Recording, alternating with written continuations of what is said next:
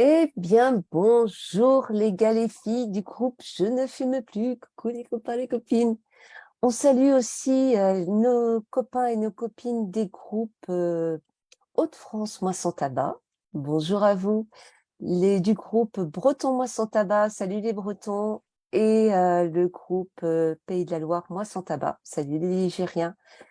Et ce soir, je suis avec Régine. Bonsoir Régine. Coucou les amis. La star de Santé publique France, elle fait de la Oh là pub, on la voit qui témoigne sur les affiches et tout, on est fiers d'elle.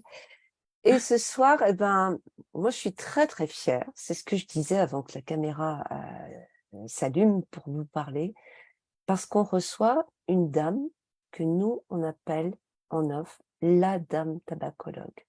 Pourquoi? Parce qu'il y a presque 15 ans, je fumais beaucoup, beaucoup, beaucoup. J'étais en grande difficulté. J'ai envoyé un message, un mail au service de tabacologie et il y a une dame qui m'a répondu, vous venez, on va vous aider. Et cette dame, elle a participé à me sauver la vie, elle m'a suivie pendant une année. C'est la dame tabacologue et elle est ici ce soir. Waouh!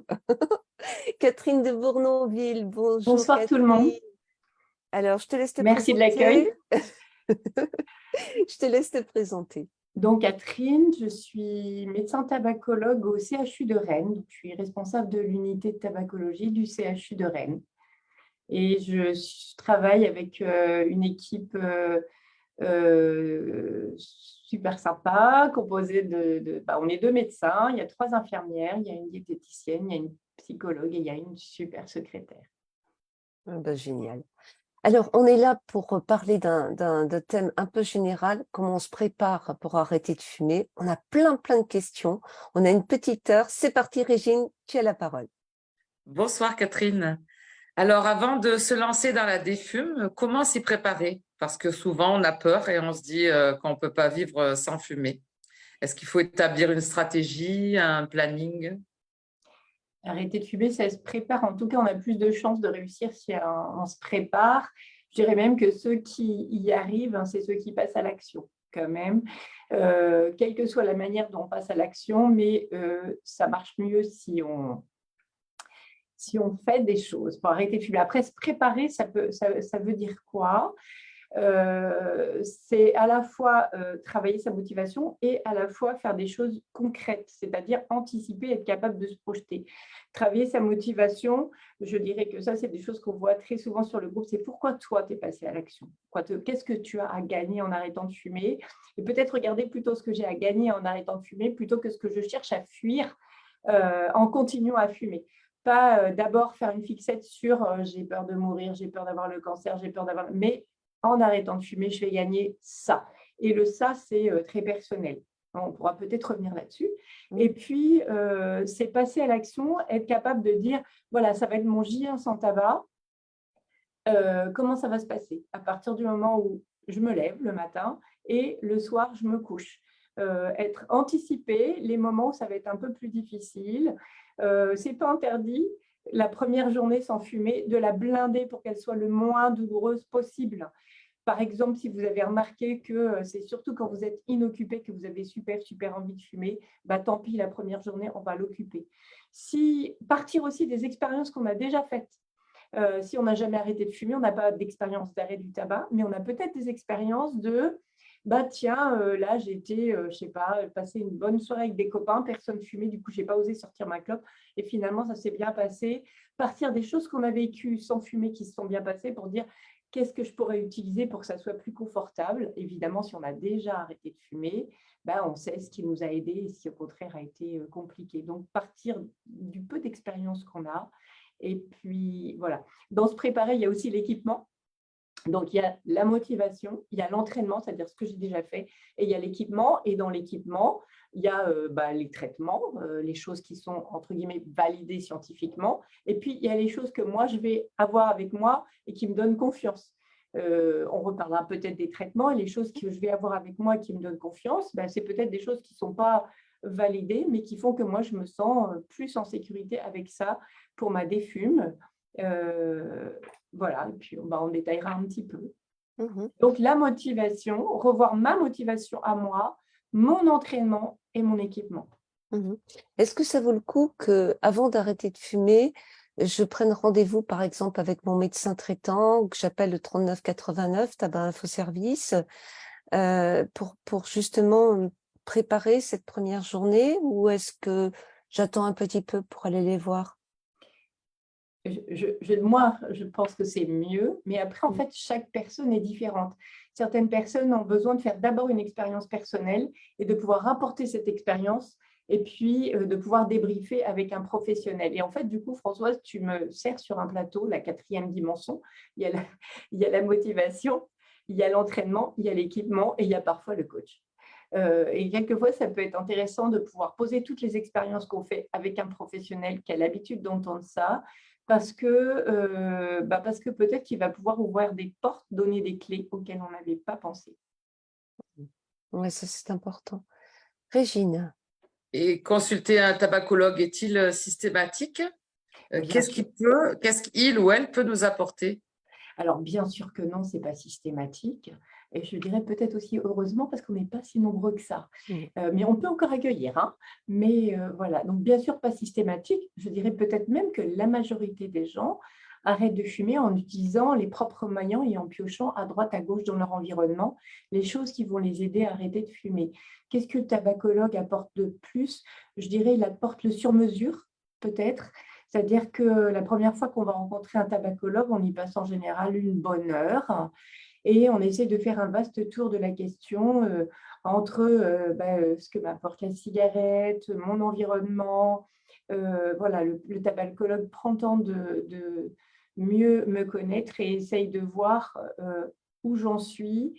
Et on va ensuite définir un projet en fonction de ce que je suis capable de faire maintenant. Et le capable de faire maintenant, ça peut être j'arrête de fumer, mais ça peut être aussi je me prépare à arrêter de fumer. Donc le tabacologue, il fait une prise en charge de A à Z et ça ne commence pas au jour où j'ai décidé d'arrêter de fumer. Ça peut commencer avant. Et ça peut durer aussi longtemps que nécessaire. Autant qu'on a besoin. Est-ce que tu penses que s'inscrire dans un groupe de soutien pour certaines personnes, ça peut être utile? Oui, moi je le recommande volontiers. Je le recommande volontiers parce que d'abord, la plupart du temps, le fait d'être accompagné aide, le fait de pouvoir partager son expérience avec des gens qui ont une expérience similaire aide, et aussi parce que l'entourage n'est pas toujours le mieux placé pour aider un fumeur. On peut même avoir des entourages très bienveillants, mais qui ne sont pas très efficaces, bien que très bienveillants. Et le fait d'être sur un groupe de défume, non seulement on a la bienveillance, ça j'ai pu le constater, mais on a aussi une certaine efficacité parce que, notamment quand on a un entourage qui est non-fumeur, ils sont en général débordants de bonne volonté pour vous aider à arrêter de fumer, mais ils sont maladroits. Un défumeur est moins maladroit parce qu'il sait ce qu'un fumeur en pleine défume encaisse et que ça peut être difficile et donc il va être peut-être plus délicat dans ses propos et dans son accompagnement. Donc bien entendu que ça peut aider. Et moi, j'ai Régine. des très bons retours. Moi, j'ai des très bons retours, évidemment.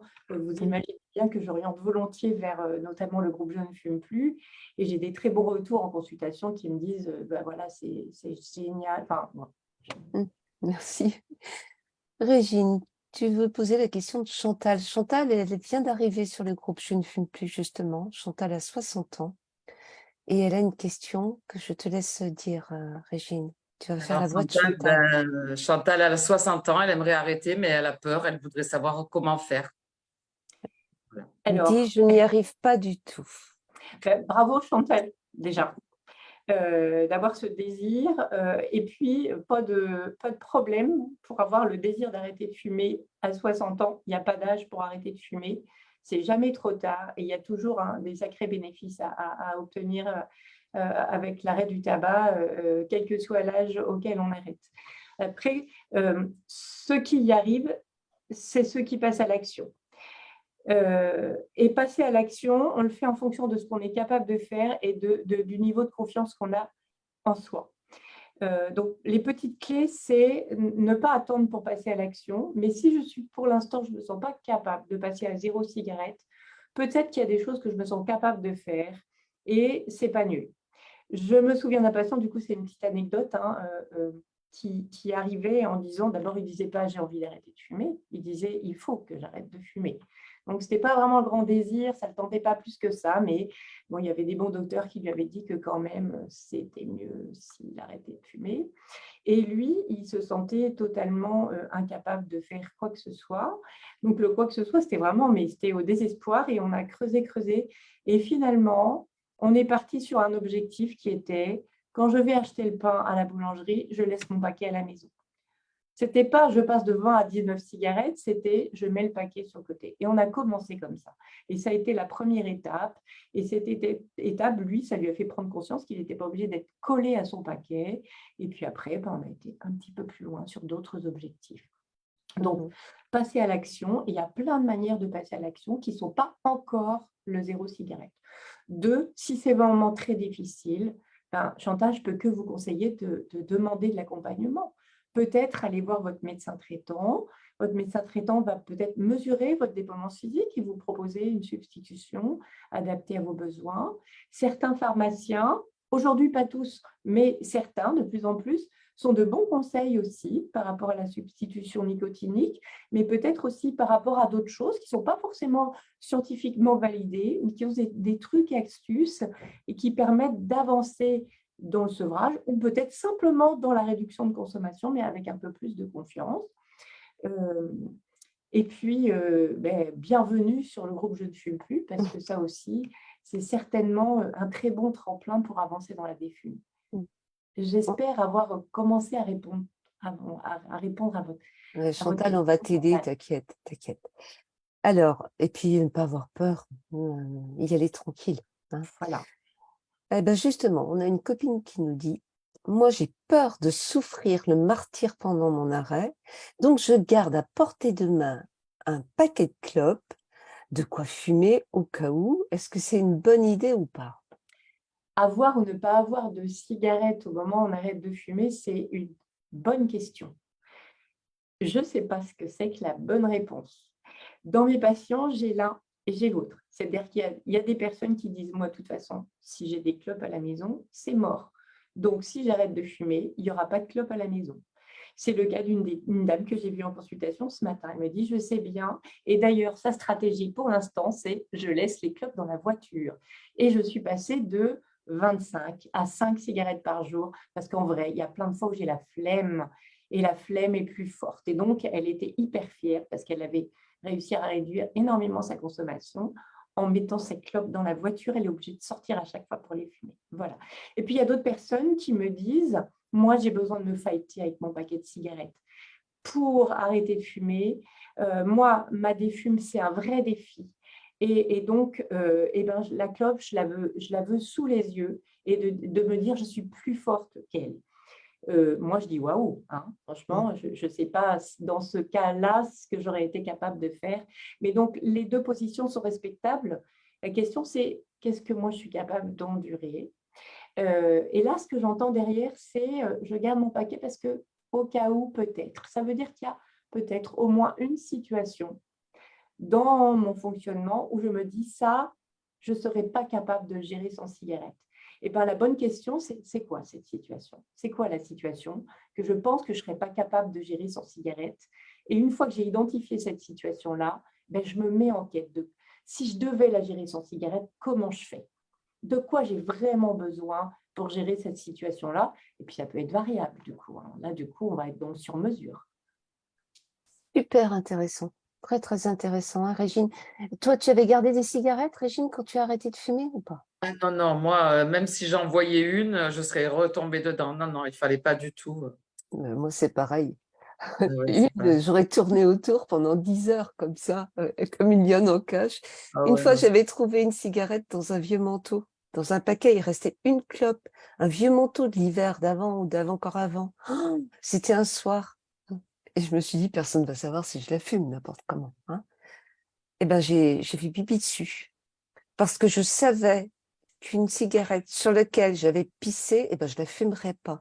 Parce que je me méfiais de moi-même. Parce que le fait de la mettre à la poubelle, etc., j'avais tellement fait la poubelle pour récupérer des mégots et les rerouler je Oui. savais que j'aurais été capable. Donc, je me méfie tellement de moi que j'avais fait pipi dessus. En vrai, hein, c'est une histoire vraie. Allez, je te laisse la prochaine question, Régine. Alors, j'ai envie d'arrêter, mais je crains de ne pas réussir. Est-ce que je dois le dire à mon entourage? Ah, on dit pas. C'est une bonne question, on dit pas. C'est la même chose que avoir ou avoir pas de cigarette. C'est une très bonne question à se poser. Il n'y a pas une réponse qui est meilleure que d'autres. Je dirais plutôt à qui je dois le dire, c'est-à-dire est-ce que telle personne, si je lui dis, ça va m'aider, ou au contraire, à qui je dois surtout pas le dire, parce que si je dis à telle personne, ça va pas m'aider. Donc la question, elle est plutôt à qui je dois le dire et à qui je dois pas le dire. Je prends un exemple. Vous avez dans votre entourage des gens qui ne sont pas fumeurs ou qui sont ex-fumeurs, qui sont débordants de bonne volonté pour vous aider, mais dont vous savez que la manière dont ils vont s'y prendre, ça va être maladroit. Bah, peut-être que dans un premier temps, il vaut mieux pas trop leur dire. Ou alors, si on leur dit, il faut leur dire j'arrête et voilà comment tu peux m'aider. Et comment tu peux m'aider, c'est tais-toi, par exemple. Ou comment tu peux m'aider, c'est encourage-moi, mais ne me flique pas. Voilà, c'est-à-dire enfin, dans mes patients, en tout cas, il y en a tous qui ont vécu des remarques bienveillantes, mais maladroites. Et en fait, des personnes qui sont bienveillantes acceptent volontiers qu'on leur dise, voilà comment tu peux m'aider. Tu veux m'aider, voilà comment tu peux m'aider. Ça, tu peux me le dire. Ça, je préférerais que tu ne me le dises pas. Donc, il faut le dire bien simplement. Donc, il y a des personnes à qui on fait assez confiance et à qui on est assez à l'aise pour leur dire. Puis d'autres à qui on n'est pas assez à l'aise, peut-être dans un premier temps, on ne leur dit pas. Alors, il y a des situations qui n'aident pas. Mon conjoint ou ma conjointe fume. Je vis avec quelqu'un qui clope. Je vais arrêter de fumer. Je souhaite, moi, arrêter de fumer. Je pense que ça va me compliquer la vie. Ça va me donner envie. Et puis, à un moment, je penserai, et pourquoi lui ou elle, il fume et pas moi, hein? Voilà. C'est un peu comme quand il y a des bonbons. Et puis quand on regarde quelqu'un avec un bonbon quand on est un gamin et puis quand on n'en a pas, c'est un peu la même chose. Comment je peux faire si j'ai un conjoint ou une conjointe qui fume alors que moi j'envisage d'arrêter? Fondamentalement, quand on arrête de fumer, on est tous, ça veut dire que c'est une situation compliquée, mais c'est moi qui arrête de fumer, c'est pas le voisin. C'est une situation qu'on rencontre fréquemment, vous imaginez bien, en consultation. La première question que j'ai l'habitude de poser, c'est est-ce que c'est un sujet dont vous avez discuté avec votre conjoint? Ça, je recommande vraiment d'en discuter avec son conjoint et de voir à quel point le conjoint peut, tout en n'étant pas lui-même ou elle-même prêt à une démarche, mais prêt à éventuellement changer des habitudes parce que moi, j'ai décidé d'arrêter de fumer. Très souvent, les fumeurs deviennent de plus en plus respectueux et n'osent pas imposer quoi que ce soit à leur entourage. Or, quelquefois, leur entourage fumeur ne demanderait pas mieux que de donner un coup de main. Beaucoup de fumeurs qui ne sont pas prêts à arrêter de fumer sont tout à fait prêts à changer leurs habitudes pour aider quelqu'un qui veut arrêter de fumer, mais on n'ose pas lui demander, soit parce qu'on a notre petite fierté, soit parce qu'on n'ose pas déranger, soit parce qu'on a peur de ceci, de cela. Et donc, quelquefois, on a des conjoints qui sont tout à fait prêts à faire quelque chose. Par exemple, si tu veux, on ne fumera plus à l'intérieur. Ou si tu veux, quand j'irai fumer, je laisserai mes clopes à tel endroit et j'attendrai un petit peu pour pas que tu sentes mon haleine de cigarette.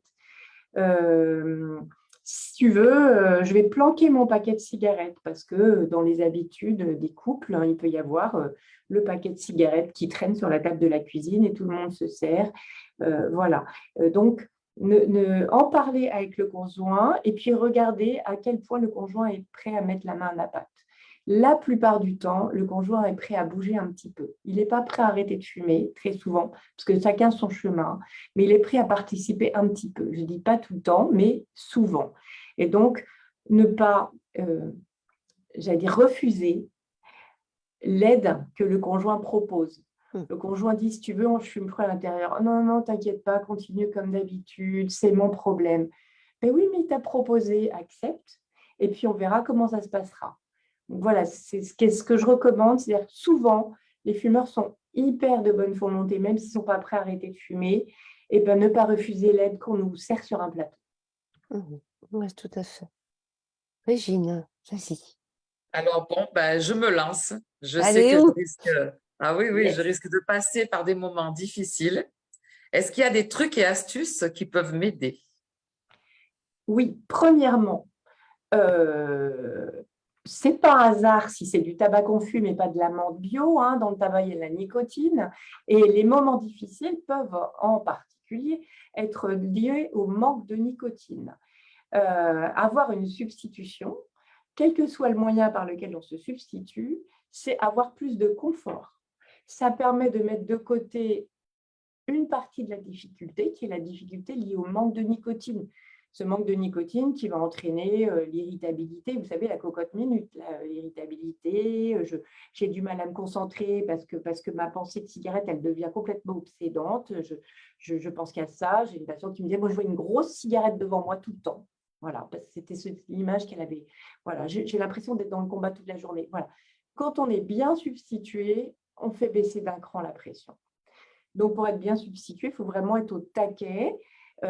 Et donc, tant qu'à faire, autant avoir une substitution qui ne nous coûte rien et donc aller voir un professionnel de santé qui va nous prescrire cette substitution à dose adaptée. Et si on a l'impression qu'on est encore la cocotte minute malgré les substituts, ce n'est pas assez fort, donc il faut monter. Voilà, donc nicotine, OK. Et puis ensuite, stratégie.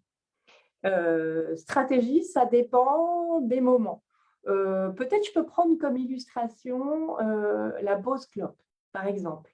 J'ai l'habitude de faire la pause clope à 10 heures. Je suis à mon travail et puis quand il est 10 heures, je sors, je fume ma cigarette et je rentre.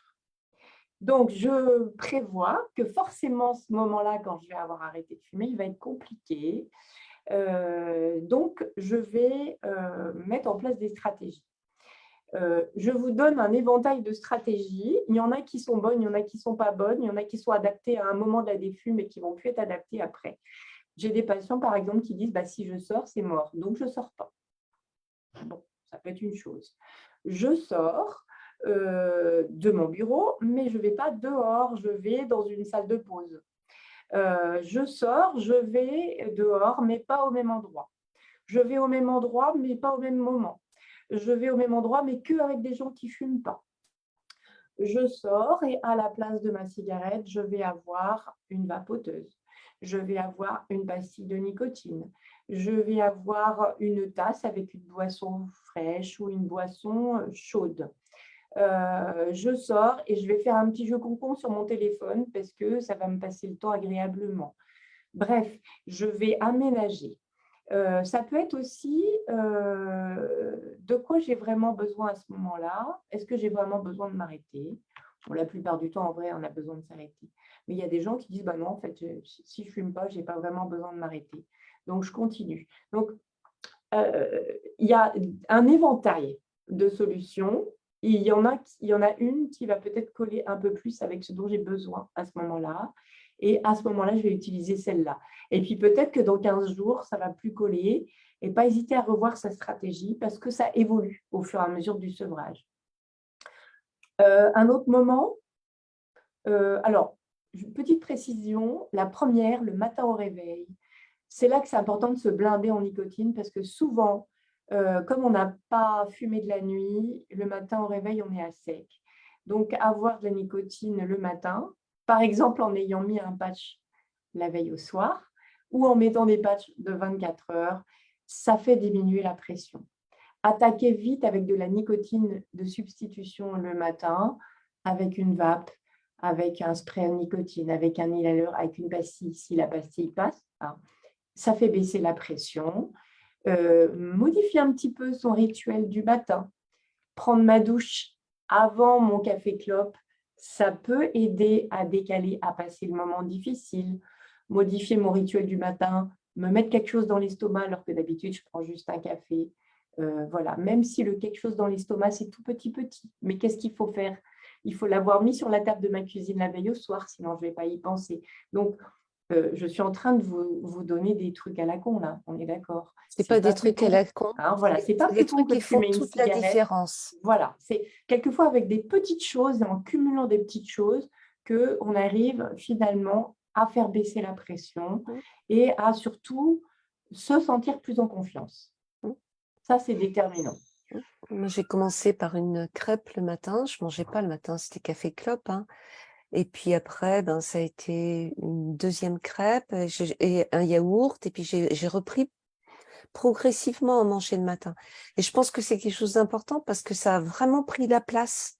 Le matin, après, je me réveillais, j'avais faim.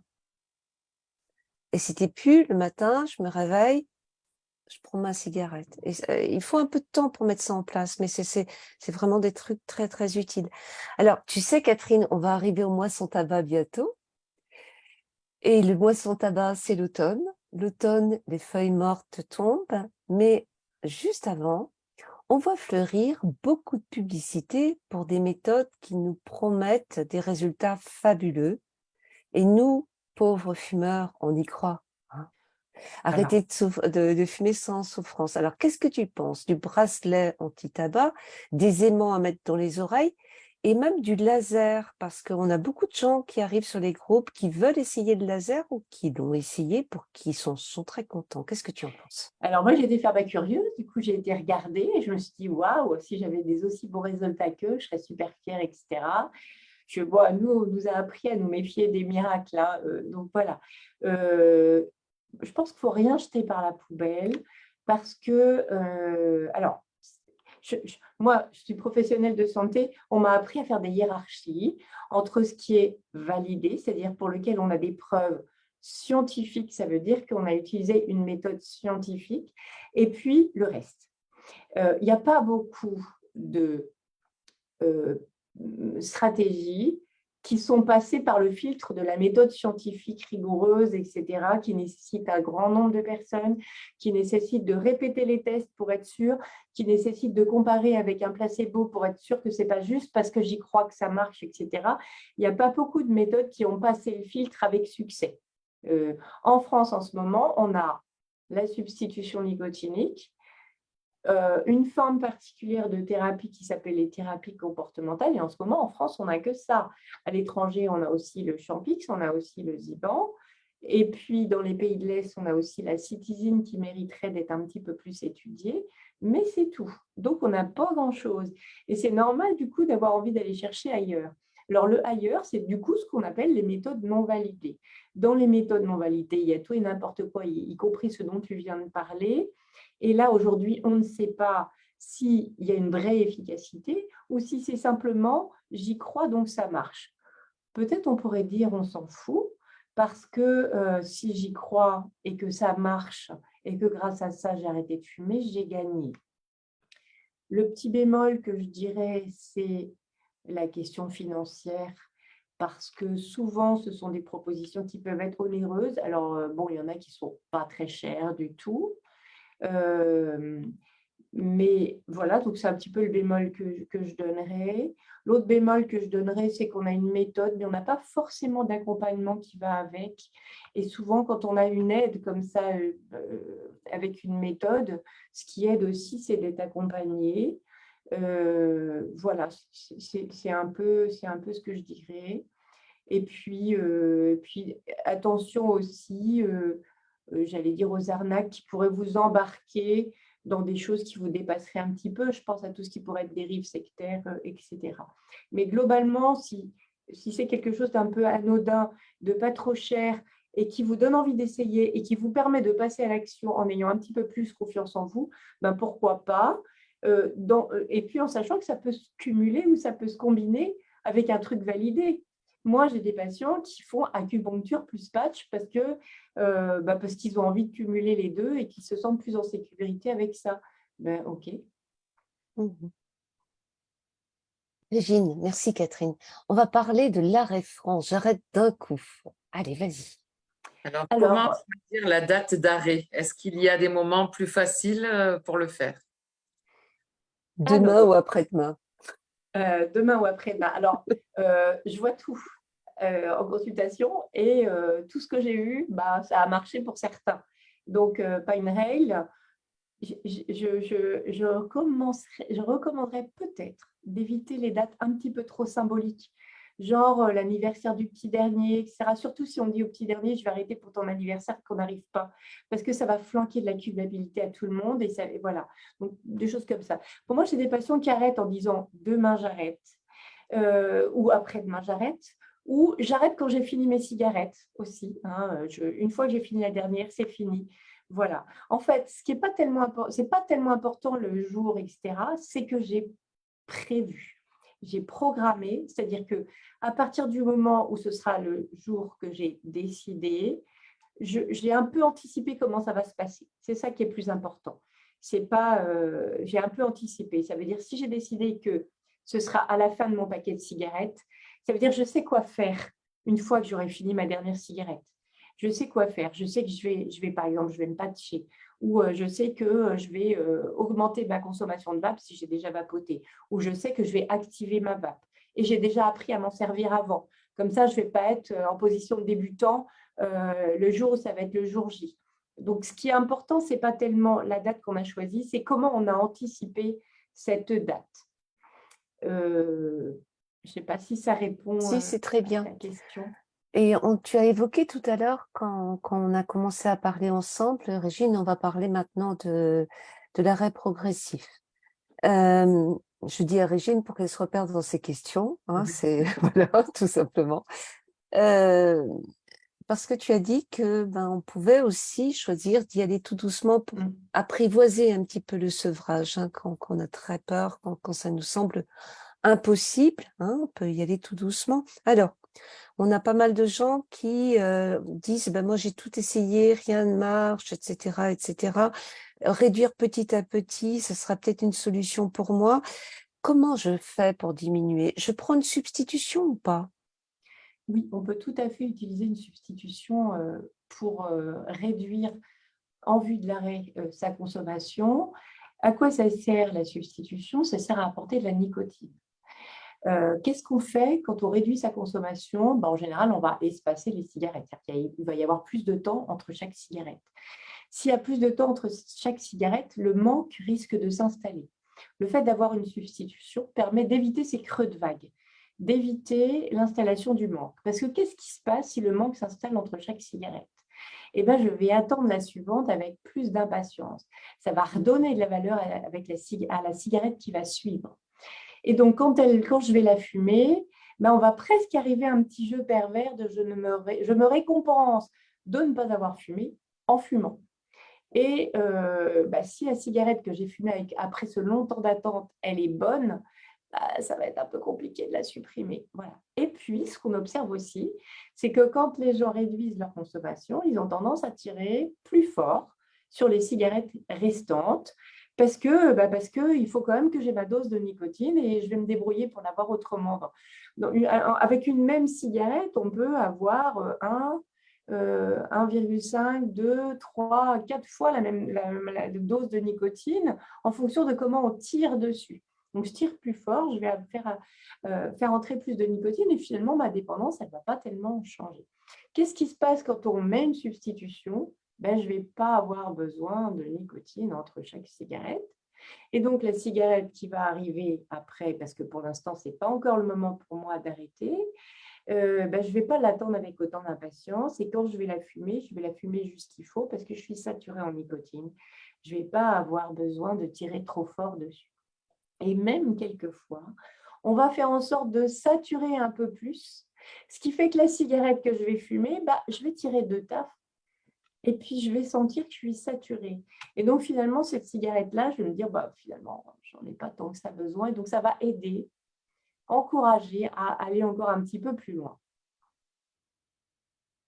Ok.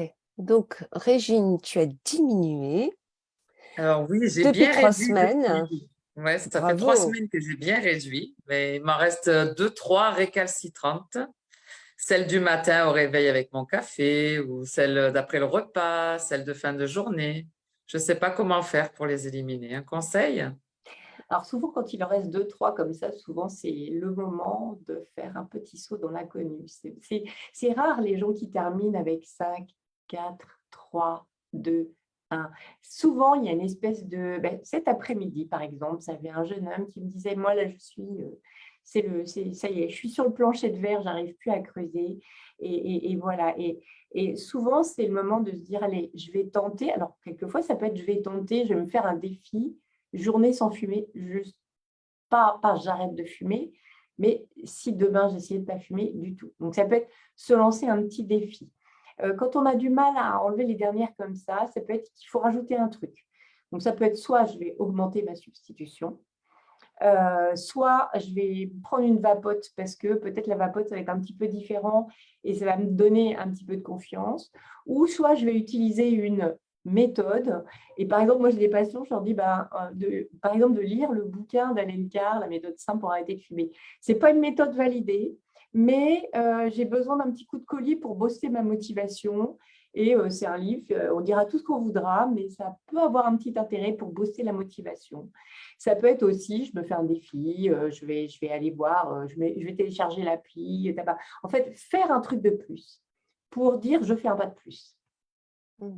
Ouais, Je suis sûre que vous avez d'autres trucs et astuces que vous pourriez donner.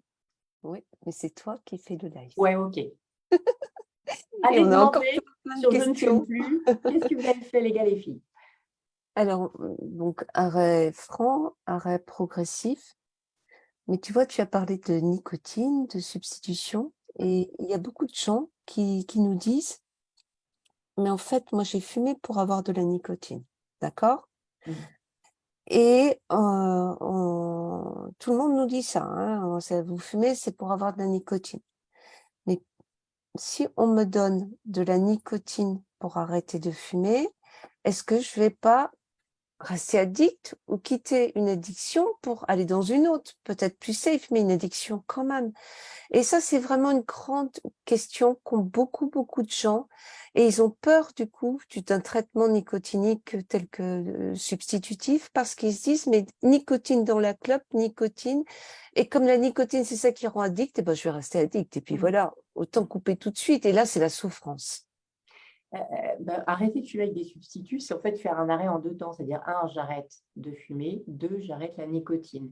Et donc, avec les substituts nicotiniques, on va pouvoir faire une diminution de la nicotine beaucoup mieux contrôlée qu'avec la cigarette. Je dirais aussi, pour rassurer les gens, si vous voulez vraiment un traitement de substitution qui ne rend pas dépendant, la dépendance au patch, ça n'existe pas. Ça n'existe pas, j'en ai jamais vu. Ça fait une quantité d'années indécente que je rencontre des fumeurs, je n'ai jamais vu personne devenir addict au patch. On peut voir des gens qui ont du mal à se dépêtrer des formes orales de nicotine, que ce soit les pastilles, les gommes, etc. Parce que c'est une nicotine qui arrive un petit peu plus vite et plus elle arrive vite et plus elle a risque de rendre addict. Les patchs, quand vous collez votre patch, il arrive au bout d'une heure. La nicotine, elle met son plateau au bout d'une heure et demie. Il n'y a personne qui devient addict au patch. Donc voilà. Le plateau.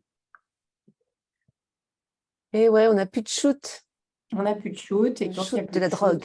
Il n'y a pas d'addiction. C'est la même nicotine que dans les cigarettes. Il faut du tabac pour faire des patchs, mais ça ne rend pas addict. Voilà. Le principe de toute substitution, que ce soit pour le tabac, mais aussi pour, par exemple, l'héroïne, etc., c'est de proposer pour le confort un produit qui ressemble, mais qui va arriver lentement et qui, du coup, n'entraîne pas cette compulsion à aller chercher le produit. Tu as expliqué tout à l'heure que quand on fumait, quand on essayait de diminuer à fumer sans substitution, on tirait plus fort sur ses clopes pour avoir sa dose. Quand vous avez une substitution avec de la nicotine, quelle qu'elle soit, vous n'êtes pas obligé de vous forcer pour diminuer. Très vite, vous allez sentir que, paf, il est temps de baisser. Et on baisse petit à petit à son rythme, tranquillement. Mais en tout cas, on baisse. Et c'est la nicotine, c'est aussi la façon de quitter une addiction, non pas à la nicotine, mais au tabac fumé, avec ses 4000 produits et puis son shoot, pouf. Et puis, il y a les pots de banane, Régine. Moi, en fait, j'arrive facilement à arrêter, mais au bout de quelques jours ou quelques semaines, je finis par craquer. J'ai honte, hein, parce que je fume plus, mais je craque, j'en grille une, voilà. Est-ce que ma défume est foutue? Je recommence à zéro? Alors, premièrement, les pots de banane, ça fait partie de la vie du diffumeur. Ce n'est pas une exception, je dirais même c'est la règle. C'est-à-dire que quand on arrête de fumer, des dérapages, c'est quand même assez fréquent et il n'y a pas de honte à avoir. Ça fait partie presque du chemin normal. La plupart des dérapages, quand ils sont précoces, faut vérifier qu'on est bien substitué, qu'on n'est pas en manque de nicotine, parce que plus c'est précoce et plus souvent il y a le besoin corporel qui fait que le besoin physique qui fait que ça va aggraver les choses. Et puis après, il y a est-ce que ma peau de banane, ça va être un dérapage jusqu'à la rechute ou est-ce que ça va être un dérapage contrôlé? C'est-à-dire comment je gère ça? Et là, dans les trucs et astuces, il y a le mental et l'action. Dans le mental, c'est quel est le regard que j'ai sur moi-même au moment de ce dérapage. Et en gros, il faut être juste, c'est-à-dire pas dramatiser et pas banaliser. Pas banaliser parce que c'est vrai qu'un dérapage, c'est le risque d'être sur la pente de la rechute. Et pas dramatiser parce qu'en général, quand il y a un dérapage, il y a une explication. L'explication, c'est quoi? En général, il y a 3 trucs. Il y a « je suis vulnérable », « je suis dans une situation à caractère un peu inhabituel » et il y a du tabac. Je suis vulnérable, je suis fatiguée, il y a du stress au boulot, je suis vulnérable. Une situation à caractère inhabituel, on est dans une soirée et il y a une bonne copine fumeuse que je n'ai pas vue depuis longtemps, bref, voilà. 3, la copine, elle a des cigarettes. S'il n'y a que 2 éléments, je ne rechute pas. Donc, si j'ai dérapé, c'est qu'il y avait les 3, donc il y avait un complot pour me faire refumer, donc je ne suis pas aussi coupable que ça. On était vraiment dans une situation très à risque. Le regard que je pose sur moi-même, c'est pas t'es nul, c'est t'étais dans une situation très à risque et tu as manqué de vigilance. Deuxièmement, action. Qu'est-ce que tu veux vraiment? Est-ce que cette cigarette-là, ça veut dire que je décide de refumer? Non. La plupart des gens qui ont eu ce dérapage disent non, moi c'était juste une, hein, vous savez, juste une, tout le monde a lu qui c'est juste une, voilà. Bon. Donc, dès que je suis en état de réagir, je vais refaire le choix, je ne fume pas, et je pose un acte. Moi, je conseille volontiers de poser un acte qui veut dire je ne fume pas. Ça peut être n'importe quoi. Ça peut être, alors le truc le plus gonflé, moi personne ne m'a raconté ça, c'est je la finis pas, je l'écrase. Mais il y en a peut-être qui le font. Hein. Mais ça peut être, je vais vite reprendre un peu de nicotine. Je vais vite ressortir ma vapote que j'avais un petit peu oubliée. Je vais reprendre un rendez-vous en tabacologie.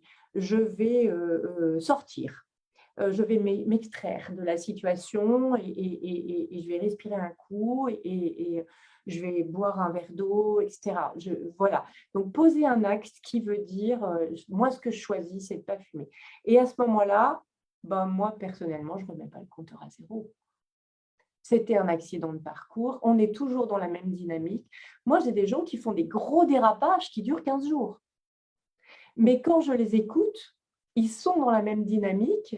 Et en fait, quasiment dès le J1 qu'ils ont dérapé, ils ont déjà programmé qu'ils vont arrêter. Voilà. Mais enfin, plus c'est court et mieux c'est, hein, quand même. Ouais. Alors, il y a des copains et des copines, mais surtout des copines qui, dans un contexte de vulnérabilité avec la présence de tabac et cette situation un peu exceptionnelle, reprennent une cigarette et écrivent sur un des groupes « Je suis nulle ». Hein. C'est foutu, m'a défumé, foutu, je suis nulle, je suis nulle. Et les gens sont très malheureux. Donc, si ça vous arrive, je vous demande d'écouter et de réécouter les 3 minutes où Catherine de Bournonville vient de parler. Parce que vraiment, elle explique à quel point, 1, tu n'es pas nul, et 2, ça fait partie du sevrage, c'est quelque chose qui arrive, c'est un apprentissage, hein. Molimar, il disait toujours ça, mais c'est vrai, c'est un apprentissage. On apprend. Là où tu as fumé hier, tu ne fumeras pas demain, parce que l'expérience arrive.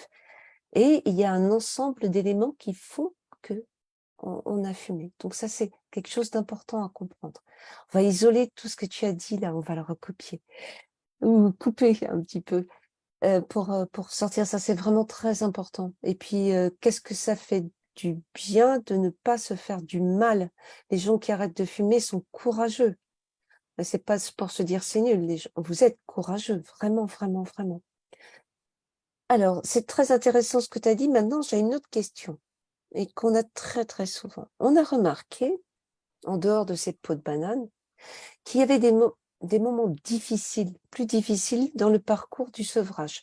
On appelle ça des caps de défume, tu vois, souvent à la fin du premier mois, comme si notre cerveau disait, bon, ouais, t'as montré que tu sais arrêter, maintenant tu reprends une petite clope, hein, ça va. Quelquefois au bout de 3 mois, au bout de 6 mois, j'en sais rien.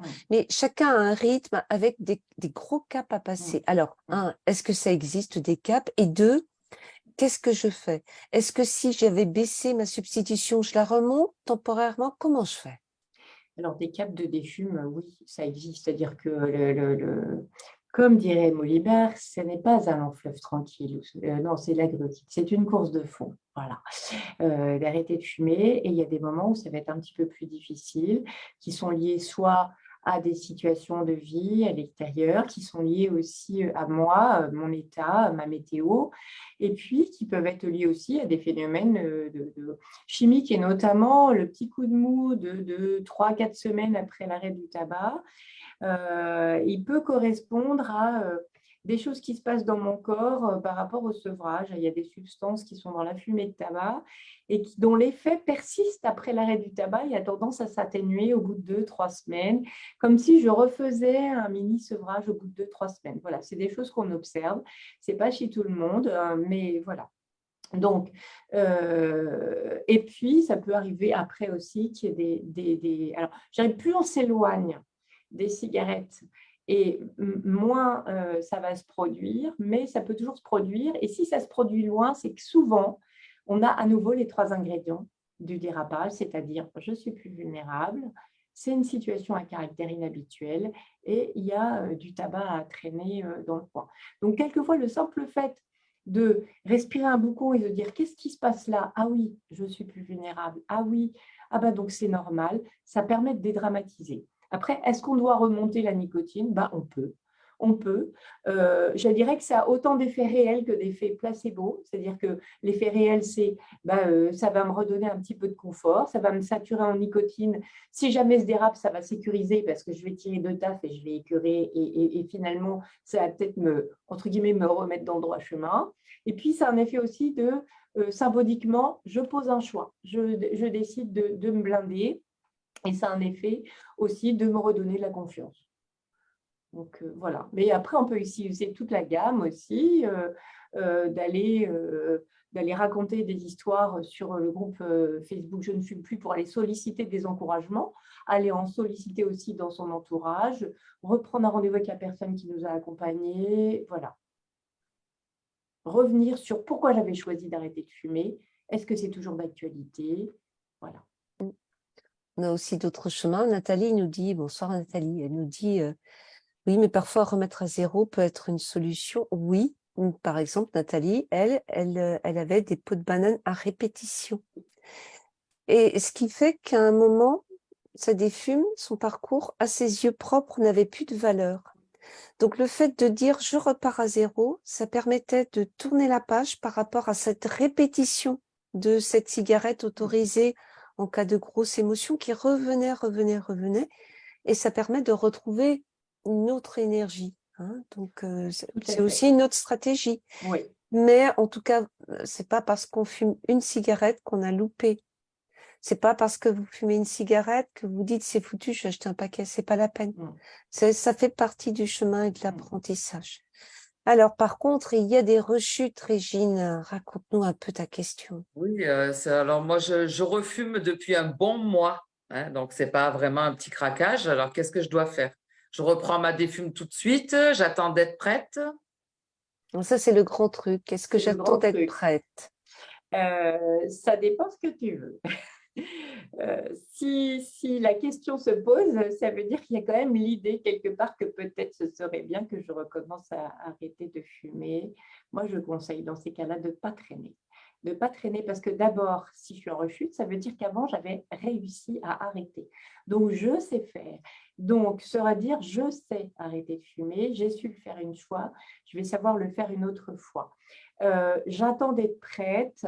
On sait très bien qu'on pourra toujours se trouver des excuses si on est un peu... Voilà. Après, ce n'est pas interdit quand même de se dire peut-être ce week-end où je vais avoir une grosse fête de famille, etc., peut-être j'attaque dans le dur.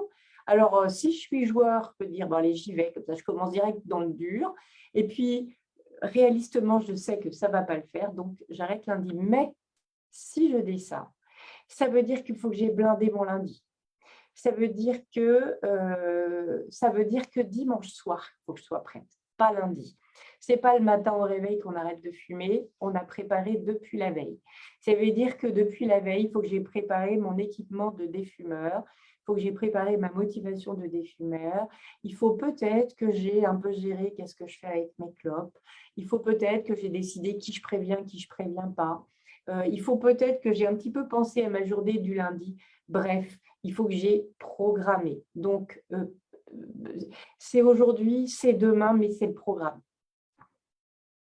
Merci, merci Catherine. On a aussi des rechutes ou des reprises du tabac à cause de raisons qui n'ont pratiquement rien à voir avec les envies de fumer.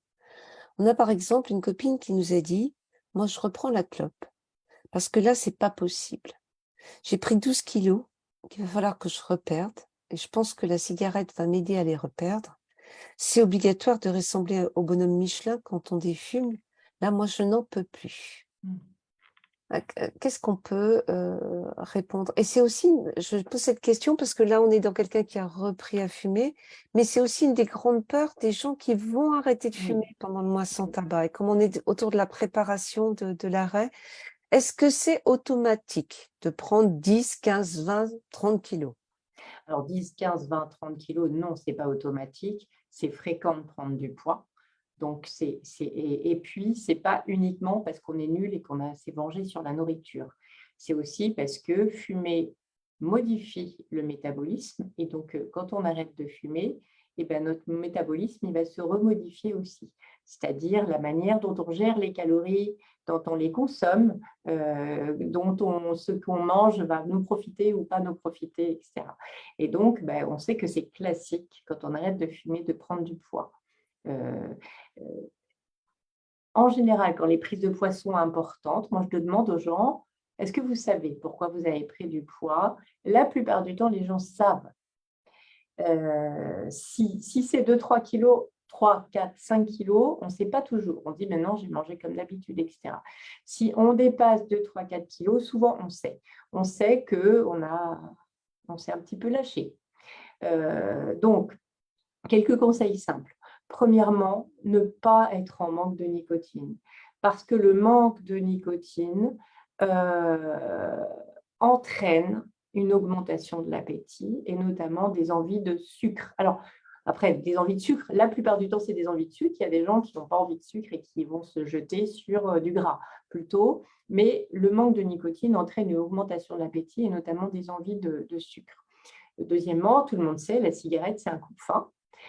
Et donc, ce n'est pas un coupe-faim genre fumer, ça me dégoûte de manger, c'est un coupe-faim réel biologique parce que fumer fait monter le taux de sucre dans le sang. Et quand vous montez le taux de sucre dans votre sang, vous n'avez plus faim, ça coupe la faim. Donc, c'est un effet réel. Et si j'ai plus ça, eh ben, je vais donc avoir besoin de manger. Je vais apporter une réponse physiologique à cette baisse du taux de sucre. Donc, stratégie, s'arranger pour avoir le moins possible de baisse de sucre, du taux de sucre dans la journée. J'observe souvent que mes patients, en début de suivi, pour une bonne partie d'entre eux, ne prennent pas de petit-déj. Donc, ils vont se mettre en baisse de sucre dans la matinée. Donc, tendre vers reprendre un petit-déj et si possible avec ce qu'on appelle les glucides lents, c'est-à-dire ceux qui ont un index glycémique bas, comme par exemple le pain. Alors, idéalement, le pain complet, mais quand on arrête de fumer, le pain complet, au début, ça ne passe pas. Donc, la crêpe, comme Françoise, ou même une petite brioche, après tout, voilà, mais quelque chose qui va me permettre de tenir ma matinée sans avoir une baisse de sucre qui va me donner envie de manger des cochonneries, puisque, en général, c'est vers ça qu'on va se tourner. Le poids, c'est un équilibre entre ce qui rentre et ce qui sort. Donc, ce qui rentre, c'est ce qu'on mange. Nous, on travaille avec des diététiciennes qui sont anti-régime. Parce que le régime, ça met dans la restriction. Et quand on arrête de fumer, on ne va pas rajouter de la restriction à de la restriction. On est plus sur rééquilibrage alimentaire. et regardez si dans la journée, il y a des petites choses qui vont… Voilà. La plupart du temps, les gens ne demandent pas à voir la diététicienne. Ça arrive quelquefois quand on est très, très inquiet, quand on a besoin de se rassurer. La diététicienne va regarder un peu, voilà, c'est quoi vos habitudes maintenant et qu'est-ce qu'on pourrait modifier qui ne soit pas trop frustrant pour vous et qui permette de, premièrement, limiter la casse. C'est-à-dire, autant que possible, de stabiliser ou de faire que s'il y a une prise de poids, elle soit petite. Et puis, c'est ce qui sort aussi. Le poids, c'est un équilibre entre ce qui rentre et ce qui sort. Ce qui sort, c'est comment je dépense. Alors, comment je dépense, il faut savoir que la nicotine, ça augmente la dépense calorique. Donc, être bien substitué, ça limite la casse. Et quelquefois, il y a des gens qui ne veulent pas de substitut. Et finalement, ils sont contents d'en avoir parce que voilà, ça limite la casse pour les substitutions. Puis, ce qui sort, c'est comment je le dépense. C'est-à-dire, qu'est-ce que j'ai comme activité physique dans la journée. J'ai dit activité physique, hein, je n'ai pas dit sport. Parce que le sport, on aime ou on n'aime pas. Voilà. L'activité physique, c'est simplement être moins sédentaire, bouger plus. Et sur mangerbouger.fr, vous voyez des tas de conseils pour simplement dépenser un petit peu plus. Moi, par exemple, qui suis assise toute la journée en consultation, bouger un peu plus, c'est me lever entre chaque consultation, aller faire coucou à la secrétaire. Voilà. Donc, ce n'est pas grand-chose, hein, mais il y a des études qui ont montré que quelqu'un qui reste assis toute la journée, si simplement il se lève 3 minutes toutes les heures, il n'a pas les mêmes paramètres au niveau sanguin, cholestérol, etc., que quelqu'un qui ne se lève pas du tout. Donc, c'est petit. Hein. Et puis après, bien sûr, c'est marcher, c'est prendre l'escalier au lieu de l'ascenseur quand ce n'est pas trop haut. Voilà, des petites choses comme ça. C'est super. Tu te lèves toutes les… Enfin, toi, tu travailles debout, tu bouges beaucoup, toi, Régine. Hein. Ah moi, oui, je oui, travaille je suis assise. toujours Moi, je me lève toutes les heures pour aller faire pipi. Mais je retiens tout. J'écoute tout avec vraiment grand intérêt. Donc, n'ayez pas peur de cette prise de poids. C'est quelque chose qu'on peut éviter. Bien évidemment, oui, il y a quelques kilos. C'est le poids que vous auriez fait si vous n'avez pas fumé, en fait, qui peuvent arriver, mais il y a vraiment des moyens, et notamment la substitution dont a parlé Catherine, le fait de se bouger un peu Si je plus. peux rajouter que quand c'est… Vas-y. Si je peux rajouter que quand on est vraiment très inquiet sur cette question, et ça n'a rien à voir avec le nombre de kilos qu'on a pris. Moi, j'ai des gens qui sont terrorisés à l'idée de prendre 2 kilos dans mes patients. Il ne faut pas hésiter à être accompagné dans ces cas-là. Parce que, encore une fois, ce qui est déterminant pour la réussite du sevrage, c'est la confiance. Et que si ce point-là, il est bloquant, il faut être accompagné pour reprendre confiance. Se faire aider, c'est essentiel. Régine, tu es triste. Oui, je me sentais tellement triste sans la clope que j'ai repris. J'avais plus envie de rien et refumer, ça m'aide à me sentir mieux. J'ai envie d'arrêter pourtant. Qu'est-ce que je peux faire? Et ça, c'est une question qu'on a aussi avant l'arrêt du tabac, dans la série Je me prépare. La cigarette, ça m'aide à tenir bon. J'ai peur de déprimer, j'ai peur d'être triste, j'ai peur de ne pas tenir parce que je vais craquer, hein, je vais m'écrouler si j'ai plus ma clope. Alors, je dirais que c'est presque des questions nœuds, celle-là, ces questions d'arrêt du tabac. Alors, il y a différentes… peut-être on peut différencier le gros coup de mou à l'arrêt du tabac qui arrive dans les 2-3 semaines après l'arrêt, où on a très peur de faire une dépression parce qu'on trouve qu'on n'a pas la pêche, qu'on n'a pas trop d'élan, etc. Mais voilà, qui peut se résoudre. Et puis, il y a vraiment les dépressions qu'on peut voir dans les suites d'un arrêt du tabac, parce que fumer, chez un fumeur qui fréquente la cigarette depuis très, très longtemps, ça participe à son équilibre de vie. J'ai des patients qui me disent « ça fait partie de moi ». Et le mois que je découvre son cigarette, j'ai besoin de l'apprivoiser un peu. Quelquefois, au départ, ça peut être assez déprimant. Donc, pour la première situation, c'est-à-dire ce coup de mou qui survient 2, 3, 4 semaines après l'arrêt du tabac, que moi j'appelle le baby blues du défumeur ou le burn-out du défumeur, parce que ça ressemble un peu. C'est-à-dire qu'on n'est pas vraiment triste, mais on n'a pas la pêche, on est fatigué, on est vulnérable au niveau des émotions, on se met à pleurer facilement, on se met à envoyer tout péter facilement, etc. Là, il y a des trucs un peu simples. Premièrement, pas se mettre en manque de nicotine. Je rabâche un peu, mais ce n'est pas le moment de baisser la substitution, voire on peut booster un petit peu. Deuxièmement, regarder un peu ma journée. Est-ce que j'ai mon compte de sommeil? Parce que ça ressemble un petit peu à des signes de manque de sommeil aussi, hein, on est plus vulnérable, etc. Est-ce que finalement mes besoins physiologiques, j'y réponds? Est-ce que je ne manque pas de sommeil? Est-ce que mon alimentation, elle est adaptée? Est-ce que je ne suis pas en train de sauter des repas et de me mettre dans un rythme un peu marche ou crève, comme quand j'étais fumeur? Là, mon corps, il me parle et cette fois-ci, bah, je suis obligée de l'écouter. Je n'ai plus la cigarette qui cache tout.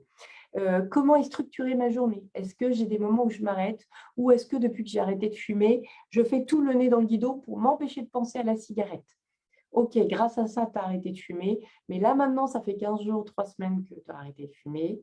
Il est temps de s'arrêter un petit peu et d'apprendre à s'arrêter sans cigarette. La cigarette, c'est un formidable outil pour structurer le temps du fumeur. C'est un repère dans la journée, etc. C'est un point d'ancrage. Ben, comment je vais apprendre à mettre des points d'ancrage sans la cigarette? Donc voilà, ça c'est la phase 1. La deuxième phase, c'est là vraiment, je suis vraiment triste. Je trouve que la vie est plus triste sans cigarette. Et là, ben, moi je dis, il ne faut pas rester tout seul avec ça.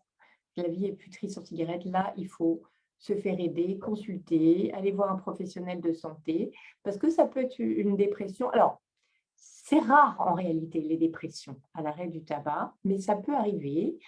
Globalement, ce qu'on regarde, c'est, et il y a beaucoup d'études très sérieuses avec beaucoup de personnes qui ont montré ça, que les paramètres de bien-être psychique, passé le sevrage, ils s'améliorent.